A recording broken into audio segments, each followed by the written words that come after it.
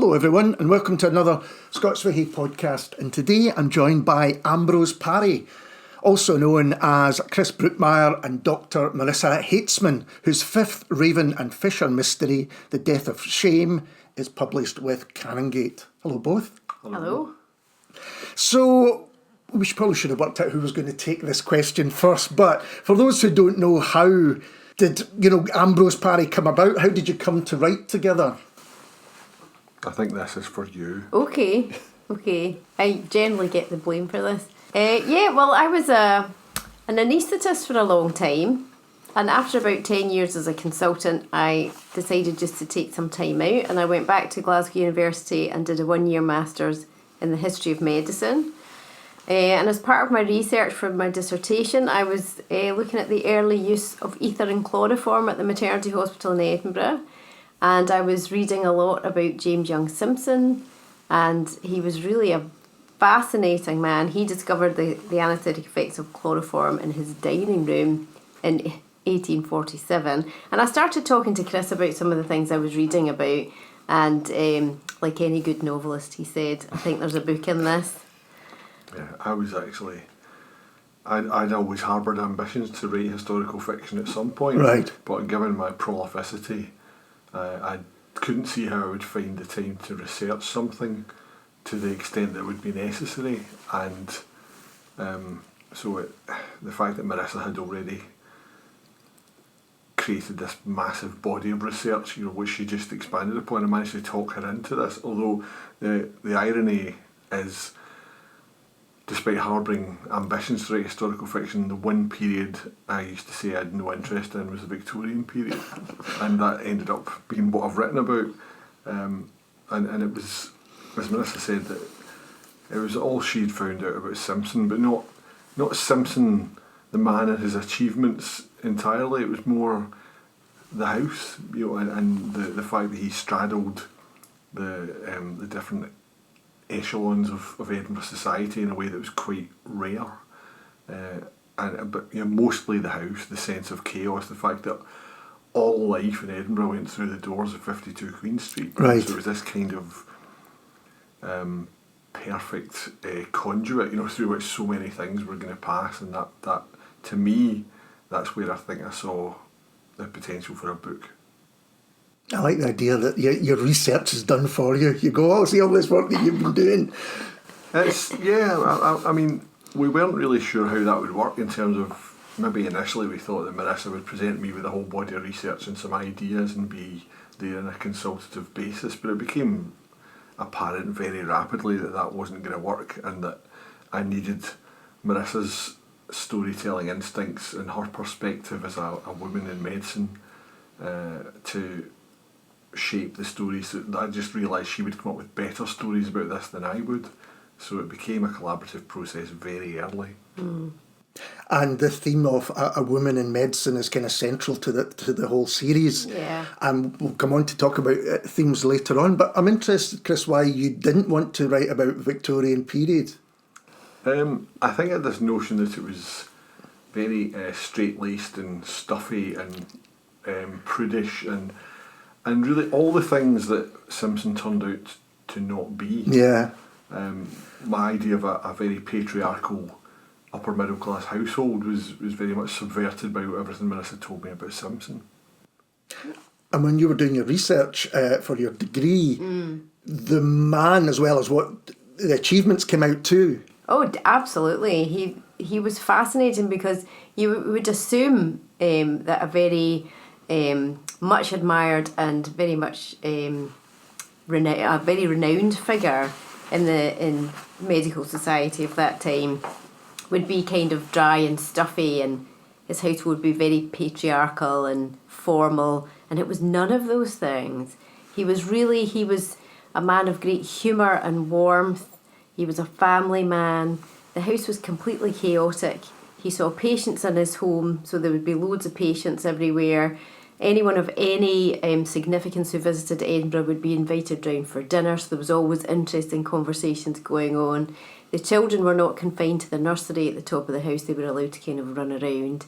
There were pets, dogs running about. He took a Dalmatian with him on his rounds. he just was such a colourful character.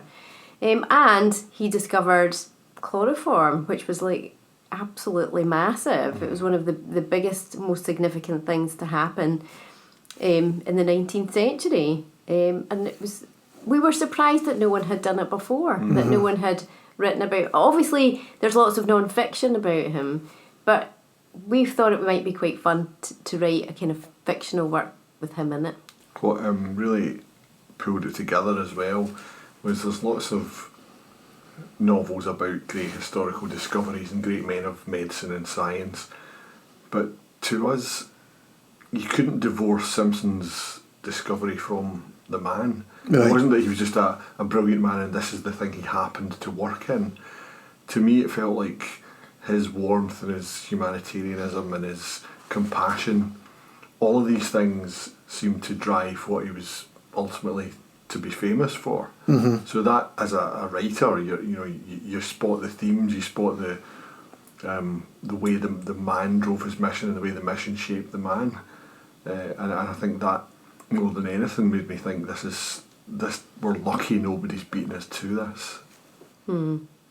So you've decided that you're going to write together. Practically, how does that kind of come about? Well, we've been kind of learning on the job, safe to say. Obviously, Chris was very experienced as a writer, and I had no experience in creative writing, so that was the first hurdle. And then it was there was a bit of I would say creative tension initially, because I was very much from a kind of fact-based background, medical background, having just studied history, and you're really not encouraged to make stuff up,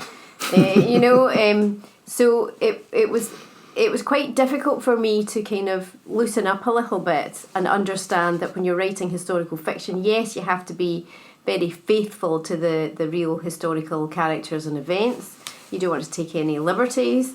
But at the same time, as Chris always says, the job of a historical novelist is really to kind of fill in the gaps, the bits that we don't really know about, speculate, and take educated guesses about the things that we don't know. And also, I think a historical novelist role is to kind of put you in that place, not just kind of tell you factually what happened, but give you a sense of what it was like to be there. Mm-hmm. Yeah, so to that end, I think we realised quite early we would have to give both our perspectives, but from a practical point of view, the first rule was we never wrote in the same room. We don't write at the same time in that respect. We divided up, or we've increasingly come to divide up the writing tasks, but in the early days that was a bit of more of a source of tension, simply because we knew where the story was, where it would begin, where it was ultimately going, but what was hard for Marissa to get her head around was not knowing how you get from one part to another. So I think she, from her medical background, was used to everything being very explicitly planned out. Right. And in good fiction, I think you need to know what you're about, but you can't know everything. You need to discover, kind of as you discover your characters and as your characters discover the world they're in. And that was something that Marissa used to complain that, Chris keeps it all in his head, which makes it hard if you're supposed to be writing at the same time. The truth was worse. There was nothing in my head. I would know where we are, I know where to get to, and I would try to say, well, I don't know yet.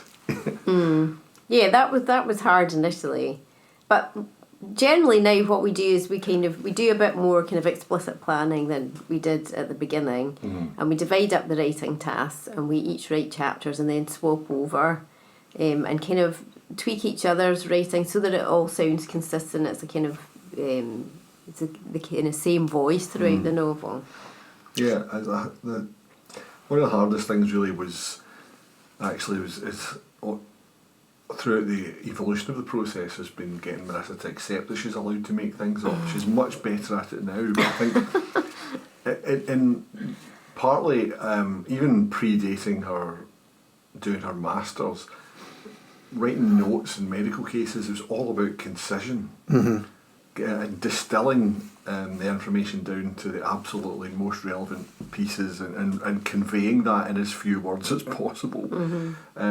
Sometimes because of the physically, you trained at a time when you're trying to get your handwriting, it has to be as small as possible before you were keying things into computers. And so to go from that into a degree where again everything has to be as relevant as possible, it was a bit of a learning curve to accept that your job is to just to speculate sometimes, or to think, well, what does the world look like to this character? And you don't need a source for everything. It took a wee while for you to loosen up on that, but you've definitely done so now. Yeah, well, it's been 10 years. But was it difficult from your point of view? Did you find, well, everything has to be factual? I guess when you're writing something for a degree, you get the facts down and then you kind of work the piece around it, rather than, coming up with something, not say spur of the moment, but almost that in that way. Yeah, it was very difficult. And I've spoken to other people who are trying to write fiction who have come from an academic writing background. And it's a very different skill set, I think, academic writing and creative writing. So it does take a bit of a mental shift. And even when I was doing my degree, the tutors would say, gosh, you cram an awful lot of information into a small paragraph, Marissa. It was allowing yourself to be expansive. And certainly when I started doing my degree, and they said the dissertation's going to be 15,000 words, I was like, oh man, I'm never going to be able to write as much as that. So when Chris started talking about writing a novel, it's like, but that's even more. And it's interesting when you talk about that. I know a lot of people that have done degrees in English literature in particular who find it almost impossible to read for fun because their experience is that they read, they have to take notes and then, write or something on it. So to go on to the Death of Shame, just for people who aren't aware of the series, could you introduce perhaps Will Raven and Sarah Fisher as characters? Yeah, when we first wrote about Will Raven, he was an apprentice to James Young Simpson. Starting off in 1847, and Simpson did have his apprentices come and live with him at 52 Queen Street. So he's someone who's spent years under the tutelage of Simpson and has learned a lot as a person as well as academically, because when we first wrote about him, he was someone who came to Queen Street thinking this was a path to fame and fortune, and through his exposure to the practices of Simpson, he's developed a more altruistic humanitarian perspective on what medicine's really all about. And one of the things that's made a huge impression on him is the fact that Simpson sees patients in his own house. So by the time we're writing The Death of Shame, this is when Will is setting up his own practice, but he's modelling it on Simpson's, but he doesn't quite have the resources, so he wants to have his own house and see patients there, he wants it to be in a nice part of town to attract a certain type of clientele. So he's got a fairly compact wee place. I mean, a place that nowadays in an address in Edinburgh that would cost several million. But back then it was relatively modest, and so the downstairs though is given over to his consulting rooms, and that's not really going to please his wife, whose father is one of the most successful and wealthy practitioners in the city. So that's where he is, but he's an utterly thrawn individual, Raven, so he's refused his father-in-law's assistance financially and otherwise in setting up his practice because he doesn't want to be beholden to him, but he's found an alternative source of funding. Yeah, and this is where our other main protagonist comes in, Sarah Fisher, who started off in the first book as a housemaid in Simpson's household. But over the intervening years, she's been married and subsequently widowed and come into some money of her own. And so she also harbours ambitions to study medicine herself. And in the mid-19th century, for a woman, that's virtually impossible to do. So she has agreed to put some money into Raven's practice and help fund the setting up of the practice herself in exchange for being taught what he knows. She wants to basically be his apprentice, because she's got this notion that in the not too distant future women will be allowed to study, and she wants to be ahead of the game. But this is a secret that they have to keep from everyone, because if it got out that he was training a woman, that would be quite scandalous and not good for his nascent reputation. So they keep this a secret from everyone, including Raven's wife, Eugenie. And these are things which are right through the novels, the whiff of scandal, the fear of scandal, money being so important, particularly perhaps in a city like Edinburgh, you know. Money and reputation. Yeah. In reputation, particularly in Edinburgh, one of the things we deal with is obviously the infamous duality of Edinburgh society, the respectable face and the darker realities underneath. But reputation in medicine, I think that makes everything all the more acute. Your reputation is everything. In Raven's case, he's trying to establish a reputation, and in other doctors' cases in the novel, they have a great degree of respect and reputation, which is under threat from blackmail, which is something that the novel deals with. And one of the things we've come back to again and again is the extent to which this august institution of Edinburgh medicine that was world-leading and world-renowned, and therefore a place where men were regarded as particularly venerable, was also an utter snake pit where they were all constantly trying to stab each other in the back. Yeah, there was some really quite bad behaviour. And when you were doing your degree on looking at Simpson, did you look at the kind of context of the world that he was working in and living in? Yes, absolutely.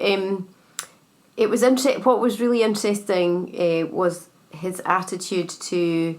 Well, he's an obstetrician, but when he discovered chloroform, he felt that everyone should have access to it. So women in labour should have access to it. Everyone should have access to it, and he was this person who was equally comfortable amongst the poor compared to the rich. So you were kind of forced to kind of have a look at Edinburgh society at the time, the two sides of things, the rich wealthy clients and the poor folk. And you started digging into some of the sociological factors that affected things, and it was utterly fascinating. So my research got broader and broader and broader, and if it wasn't for Chris reining me in, I would still be doing the research. Nothing would have got written. That sounds quite common as well. People kind of don't know when to stop. It just strikes you as we're talking, it never was a case of you thinking, I'll take Will and you take Sarah or anything like that. It was never I think split that way. It hasn't been. No. It hasn't been. I wrote quite a lot of the Will Raven stuff. If there was medical things in a chapter, I would deal with those.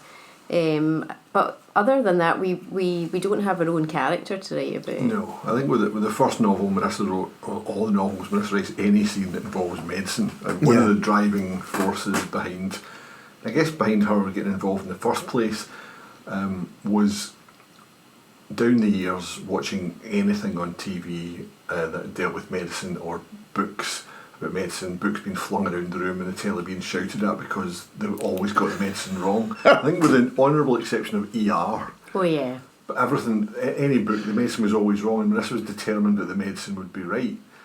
So she was obviously going to write all the 19th century medical scenes, although I would sometimes come in and rewrite them, repurpose them, if plot elements were coming into it.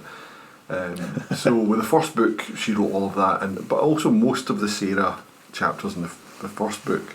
But as it's gone on, it just depends. It's very much horses for courses, or even availability. So I've written in Voices of the Dead. I wrote a lot of chapters that were to do with stage magic and conjuring, because that's an area of kind of enthusiasm for me. And as Marissa delicately put it, yeah, Chris was useful for once.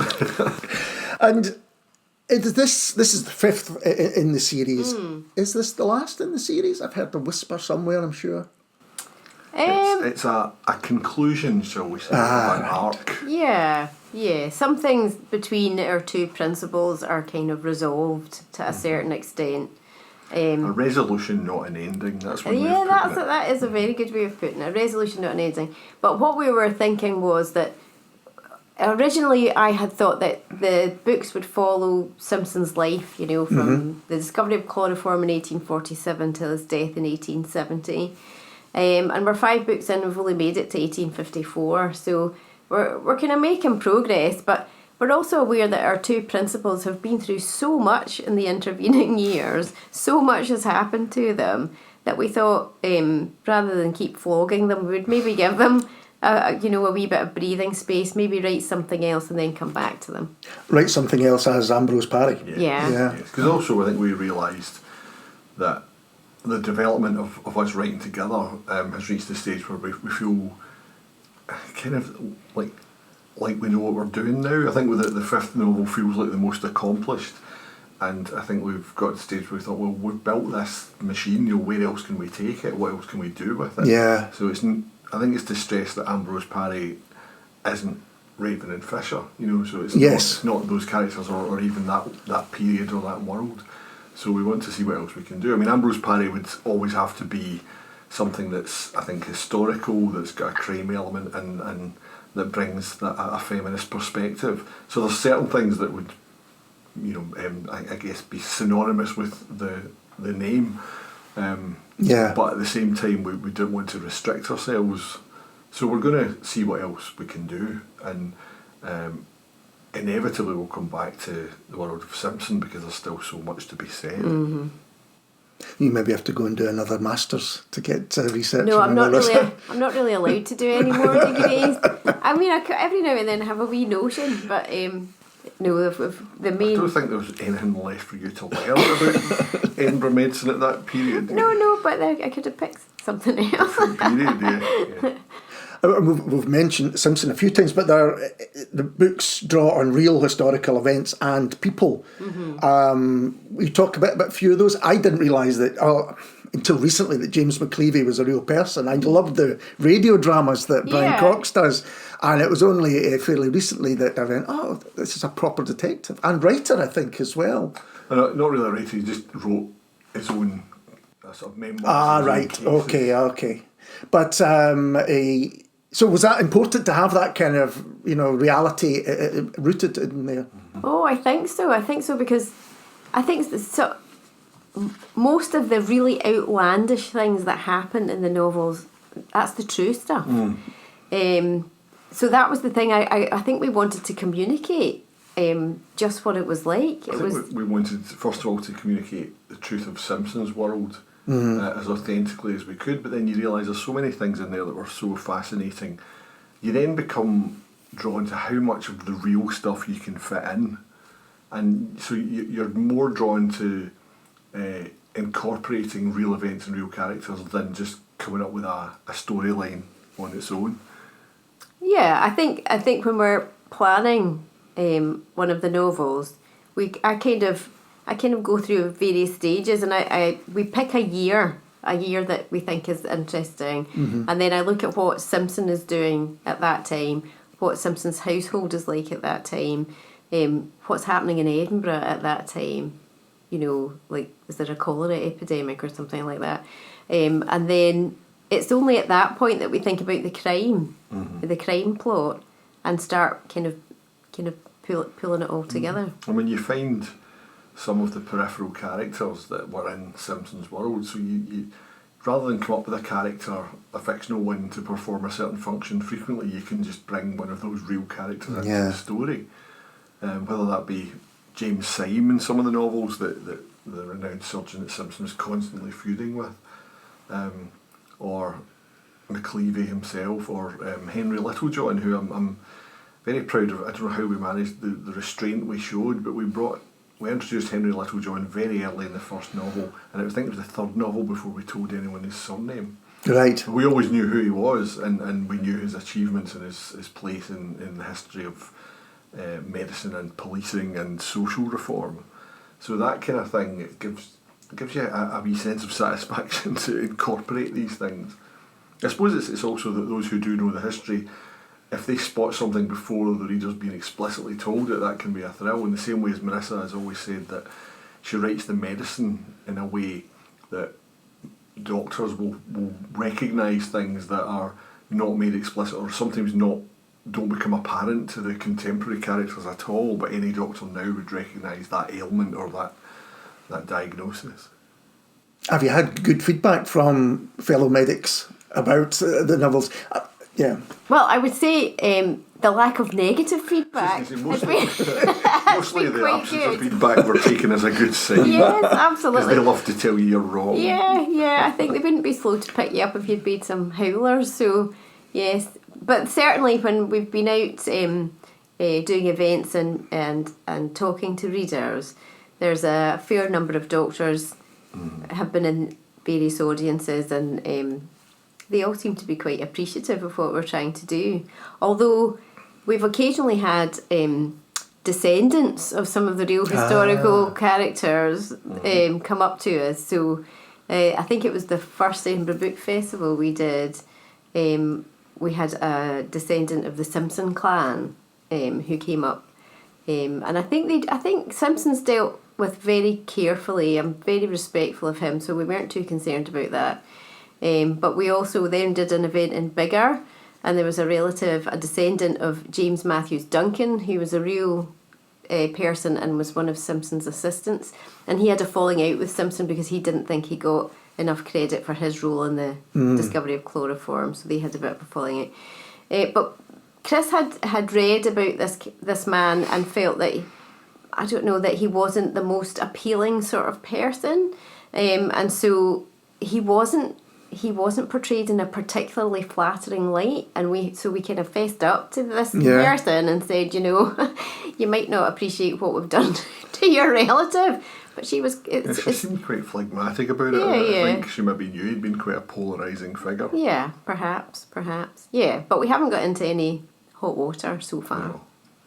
I guess you probably don't expect when you're writing set in Victorian Edinburgh that somebody from the family is going to pull you up. Well, I guess what's maybe helpful is that in this regard is that Simpson didn't have any direct descendants. None of his children had children. So, and it's several generations now. So I think it must be much more difficult if you're writing about someone, a real person who may still have, relatives who are closer than that.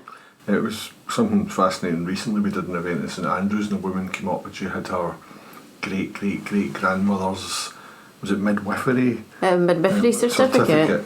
Signed by various worthies of Edinburgh medicine at the time, but she couldn't make out most of these signatures. But she was wondering if any of them would be Simpson's, and Marissa was able to identify Simpson's signature. She knows what Simpson's signature looked like, so the woman was delighted to have it confirmed that her great-great-great-grandmother had been certified by Simpson himself. Oh, that's amazing. And doctors still had terrible signatures way back then. Oh, yes, always terrible handwriting. And for this book in particular, I was reading afterwards that the W.T. Stead articles were important to them. Can you mention a bit about those? Yeah, it was the Pall Mall Gazette that Stead took over as editor and kind of revolutionised not only that publication, but really, I guess he revolutionised journalism at the time, for better or worse. Yeah. He was probably the first, he was almost the forefather of tabloid journalism, in that he understood the value of sensationalism in both selling newspapers and in making an impact. So when he wrote this series of articles based on his investigations into prostitution and procurement and trafficking of young women and the commodification of virginity at the time, it was a massive scandal. So he was, there's a great line which we have used where he complains about, or he exclaims his shock at something and saying this would surely raise hell, and someone said it wouldn't even rouse the neighbours. Everyone knew about these things. Yeah. No one was really prepared to break ranks over it, and so. But he was someone frustrated by at times by the inability to effect change. So he also he invented what's known now as the pseudo event, by creating an event and then reporting on it, something that wouldn't have happened otherwise. And in this case, it involved him claiming that a woman was prepared to sell her daughter for £5, and to cut a long story short, it forms part of the article, but he ended up getting jailed for his endangerment of this young girl. Right. So he was prepared to just create news which is something that the tabloids have been doing to this day. But certainly when we read this series of articles, it was very eye-opening and quite shocking. And one of the things that struck both of us about it was that a lot of the same practices that remain today in terms of procurement and effective enslavement of the trafficked girls. So you're looking for something that conveys a sense of morbid fascination with a bygone age, combined with the shock value of realising what hasn't changed as well. Yeah, there's so many bits like that where, like most of the best historical fiction, you can read parallels with the modern day sex trafficking, the misogyny, the blackmail, the kind of fear of being discovered or being disgraced, as you said earlier on. It's so relevant to today. Is that something you're aware of when you write historical fiction, or is it just almost bound to be the case because so little things had? The more things change, the more they stay the same. I think when we're deciding on the crime plot of the books, we always start talking about the bigger themes that we're dealing with, and often the themes they're kind of, there's a kind of consistency with the books. It's always about, there's always a bit about the misogyny and sexual hypocrisy and women and men being treated differently. That's a common thing, but we do actually discuss it. It's not, I don't think it's accidental. No, and I think you're drawn, as you research and as you shape a story, you're drawn to things that will have a resonance for the modern reader. So you're drawn to what will feel relevant. It doesn't need to feel like it's exactly the same, but you do.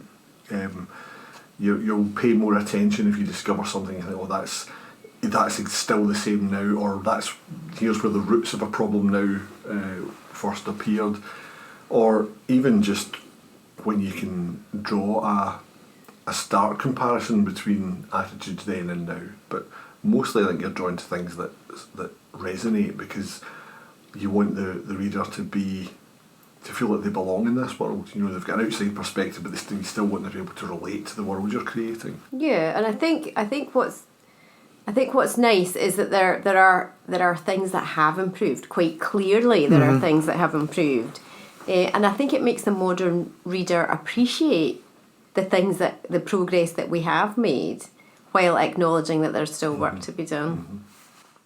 And people often read to escape. Did you feel that you were able to escape from the present day, or was the present day always there when you're writing?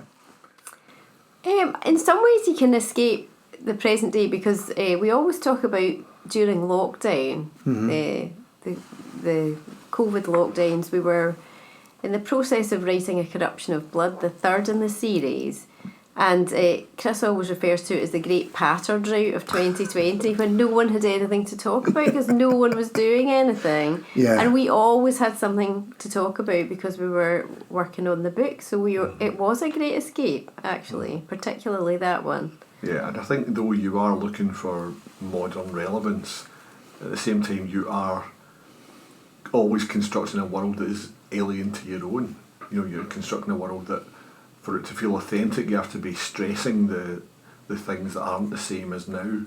So you do feel you've gone somewhere different in your imagination. Something that was brought home to me with the first novel, because it takes place in November 1847, which is when Simpson made his great discovery, and most of the scenes are indoors, and even indoors, especially past a certain time of day, there's you can't see a thing. If you've ever been to the tenement house up in Garnet Hill Way, and they've got gas lighting, and that's from more advanced gas lighting than Simpson's period, and you can see nothing, even with the gas lighting on. So we realised that you'd see nothing indoors in the evenings, and that would have implications for what was going on in any given room, but also your characters weren't going to be going outside very much after dark, so all those things, you factor that in, it creates a very different type of storytelling. That said, it was a pain in the arse, so all the books since have taken place in summer or spring. But I spoke to someone fairly recently who thought about doing a historical novel, funnily enough, set in Edinburgh, but the questions of things like, oh, did they have sash windows? Did they have curbstones? It got so much that he went, oh, I'm going to park that. I don't. So how far do you kind of go down that? That only matters if it's relevant to Right. the action. You know, you can. Yeah, you but I might think- never describe those things. Yeah, unless but it's relevant. also you need to have a sense of you know. I think that a big thing for me was the smell, that things Yeah. would smell very different. There would be a lot of stench that we don't have to deal with, and I think what was lucky for us talking about curbstones and what the streets would look like. Because photography was coming in the 1840s, there were actually quite a lot of photographs of Edinburgh around that period, which is helpful. But also if you go to Edinburgh today, a lot of it structurally is similar to what it was, which is a dream. You know, Yeah. you can wander around the closes and the wee side streets and the cobbles and everything and get a real sense of the place. You just have to make sure there's no street lighting and there's like horse crap everywhere and stuff like no Bear cars. that kind of thing in mind. Yeah. Because it's not about the details you put in that create atmosphere. Sometimes it's avoiding the details that will jar for the reader. Right, If you get something wrong, that'll take the reader out of it. But you don't need to describe everything in maximum historical detail. No, and also I think this is a potential trap as well.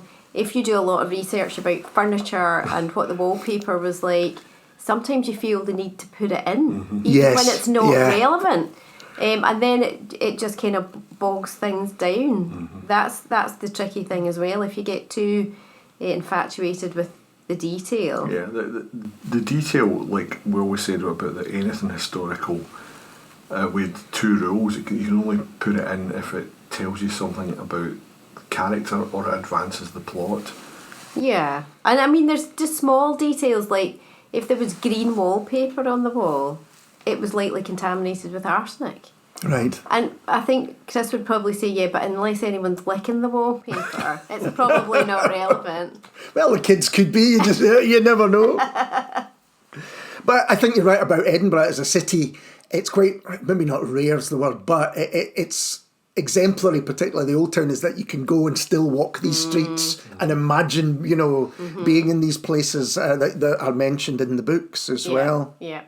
And also you talk, in the latest one, photography is making leaps and bounds, and medicine's making leaps and bounds, and the newspaper industry, it's a really fertile time for that city and what the effect it'll have throughout the world. Yeah. It seems sort of salient that even just looking at the differences between 1847, where the first book takes place, and then 1854 with the death of Shame, and you're seeing how certain things have moved on, how much medicine's moved on since Simpson's discovery, and then in particular in this book the advances in photography, because that's allowed commercial prints to be created for the first time, and that immediately gives rise to an explosion in pornography. Yeah, I was going to say it's so depressing that these things quickly become overtaken and used for nefarious means. Yeah.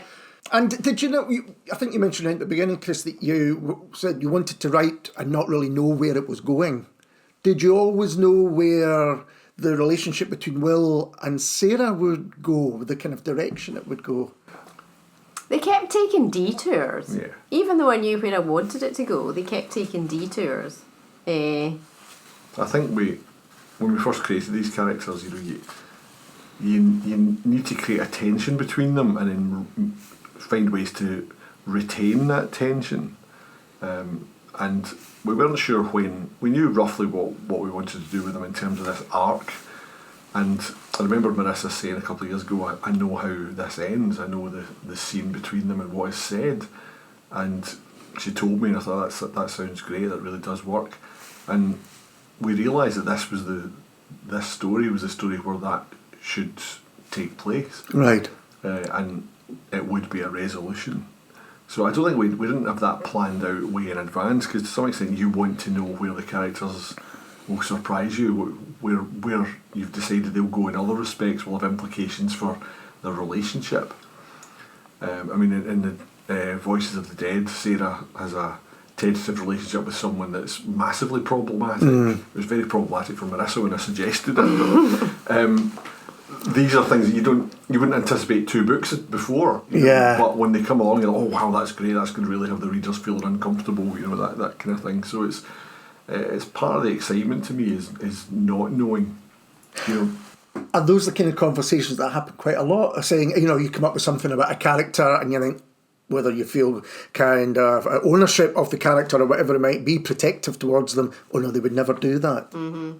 Yes, that was certainly the relationship Chris had just mentioned. That was quite difficult for me. I didn't like the thought of Sarah getting involved with this particular person. And as Chris rightly pointed out, but that's where the drama lies, You can't make it easy for your characters. Sometimes when you feel quite close to them, you don't want them to have a difficult time of it. You want things to work out for them, but that's boring. And how has the process of writing as Ambrose Parry changed over these 5 books, if it has? Well, it's definitely changed. I think it's got smoother and more efficient. I wouldn't say necessarily easier, because I think as soon as you've worked out a way to do things, you then find ways to make it hard for yourself. You look for more complex things you can do, but it's certainly become, I'd say, easier in some respects in that we're more experienced, so we know how to plan and how to anticipate certain pitfalls. Mm-hmm. Yeah, I think we do more kind of explicit planning so that I can keep track of where we're going. But equally, I have learned to kind of loosen up a little bit. And with this book, The Death of Shame, we had a big whiteboard with index cards and I'm in charge of the index cards. So I like a wee sense of control. But towards the end, there was an index card that just said something clever happens, and I was all right with that. Has this process changed you as a writer, Chris? Hugely. Yeah. I would often in the past take an idea and see where the idea took me, and I'd know roughly what I was going to say by the end, but I would structurally it could be a wee bit more haphazard. I've become far more disciplined in terms of planning, and that has allowed me to take on more ambitious projects. So something like The Cracked Mirror, my last novel, probably the most ambitious novel I've ever written, and I could never have embarked upon something as complex if I hadn't learned to plan as explicitly, and also if I hadn't known I would have someone to plan with.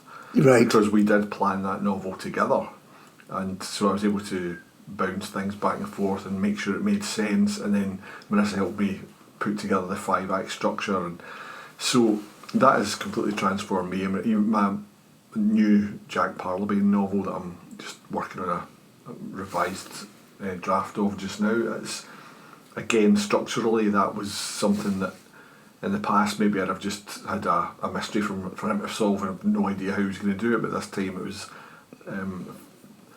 far more disciplined, and it's a tighter affair as a result, and you're able to do more in terms of character development and tension when you know where all these components are going to fit. And does that make you kind of less, maybe anxious is the wrong word, but previously if you thought, I don't know where this story's going, let's just see, now there's a bit more control. Certainly it makes you more efficient. You can write faster when you're not going to write yourself into trouble, and when you know roughly where you are as well. You have your bearings. Think, well, I'm halfway through Act 2 here, rather than thinking, right, well, I'm just writing just now and I don't know where I am overall in the story. So at that point, well, if you're halfway through Act 2, and there's some major things going to have to happen in another 20 pages, so it gives you your bearings to some extent, so you don't have that sense of that you're getting lost in the midst of this huge amorphous mass of words.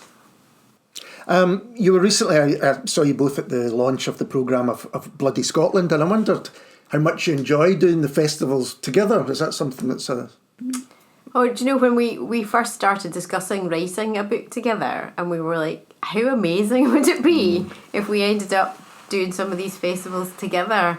And at that time it seemed like a kind of, not a daft notion, but it's a fantasy. Yeah. Because Marissa would come along to a lot of the festivals kind of as my +1, and so I would say to her when we were working the first book, this will be us together in a couple of years, and she was like, that will be right. But I think we do greatly enjoy being on stage together. It feels like such a treat, and you sort of see each other in a slightly different light. Yes, no, I've enjoyed that aspect of it enormously. It's been great. I did have a question here, and if this is too personal, please don't answer it, but has writing together helped you kind of better understand each other, do you think? I think, yeah, in some ways. I think I always knew that Chris was a very patient person, but that's been kind of enhanced for me, that appreciation of some of his characteristics. He's very patient, very understanding. It was actually sharing my early writings was no easy because they weren't very good. And I did go to a couple of creative writing classes where reading out your stuff was just excruciating. So it's a very vulnerable position to be in, even with someone you've known for a really long time. And Chris made that really very easy. I was also conscious that I was asking Marissa to take a much bigger risk. You know, she was staking more in terms of what she was giving up or what the stakes were, and that was very courageous, and I felt a certain responsibility to make sure that didn't backfire. But it's certainly I don't think there was anything I learned that surprised me about Marissa, because I always knew she was not just very capable but very single-minded, that if she decided something had to be done, whatever it took, she would do it. She usually wanted to go in lots of courses and read lots of books to make sure she was qualified to do it, but that was getting her to accept, no, you don't get qualification to do this, you just do it. That is the learning on the job. But then you get praise, and you know people want to talk to you about them, so that's... Yeah, well, yes, it's nice when people come along and express their appreciation for your work. It didn't happen quite so much in the old job. No, I think that's the thing that's probably been the most gratifying, is that you do get people making a fuss of you in a nice way, which wasn't the case despite all those hours through the night you were working for people. Yeah. Well, see, as an anaesthetist, your patients are asleep most of the time. That's true. And you're doing these festivals at a time when there seems to be more crime festivals than ever before. I take it that's your experience, Chris, that from when you started, crime fiction just seems to get bigger and bigger, particularly in Scotland. Back to when I was first published, and there seemed to be a number of book festivals, but there was no book festival specific to crime fiction. I mean, I think I was fortunate at that time in that I felt like I was being invited to quite a few festivals. But I know that a lot of other crime writers were feeling frustrated that they weren't being invited to things. I think I was in the mid-90s, late 90s, after the advent of likes of Irvine Welsh. At that time there was a sense of a sort of Scottish vernacular fiction, and maybe I was getting invited to things on that basis. But frequently you turn up to a festival and you'd always be on with either two other crime writers or two other Scottish writers. And it used to amuse me because sometimes there was no connection with the other Scottish writers. They were putting you on the panel together for being Scottish in a way that they absolutely would not if you were three writers from London. Yeah. So then you got things like Harrogate, which was, I think Val McDermid was the driving force in setting up that festival. And from there you've seen other ones expand, such as Bloody Scotland, to great success, and also Butte Noir, which has also been something that's gone from zero to an institution in a rapid space of time. And it's very much appreciated because we love going to literary festivals, but when you go to the crime ones, that's when you get to hang out with your pals. Yeah, but also it seems to me there's a nice relationship between the readers and the writers as well, which maybe isn't always the case in festivals. Yeah. I think that's been one of the hallmarks of... It was at Harrogate to some extent, and then more so Bloody Scotland and Butte Noir just as much. Butte Noir, the writers keep coming to that of really high calibre, big names, because they come along to Butte Noir and they get to play putting with other crime writers, and they hang about at the seaside, and the readers hang about with them as well. And also I think there's a sense that the readers aren't... They don't feel they have to kind of overwhelm you when they've got your attention, because they know your attention is there to be had all weekend. Yeah. So it's very relaxed, and it's a lot of fun. you really look forward to it, and you don't think of it as, oh, we've got to go there for work. You think, well, that's a weekend away. Mm-hmm. It's interesting you see going to festivals where there was maybe only a couple of crime writers there, and then I was going through the programme again for this year's Bloody Scotland, and it's so crammed with stuff over a few days. I mean, it's amazing that change, I think. Yeah, I think it's a testament to the wealth and breadth of crime fiction, and it's also a testament to the hard work and innovation on the part of people who've put these festivals together. Yeah. Whether that be Val Harrogate, Alex Gray and Lynn Anderson in conceiving of Bloody Scotland, and then folk like Bob McDevitt in programming it and juggling egos and logistics to make sure that everything comes together. Yeah, I'm really looking forward to it as well. Thank you both for coming and spending the time talking to me. I really enjoyed The Death of Shame. You're saying it's not going to be the end, and that's even better news, but if it was, what a great way to finish it. Really, thoroughly enjoyed it. Ambrose, Parry, Chris and Marissa, thank you so much for talking to me. Cheers. And we'll be back soon with someone completely different.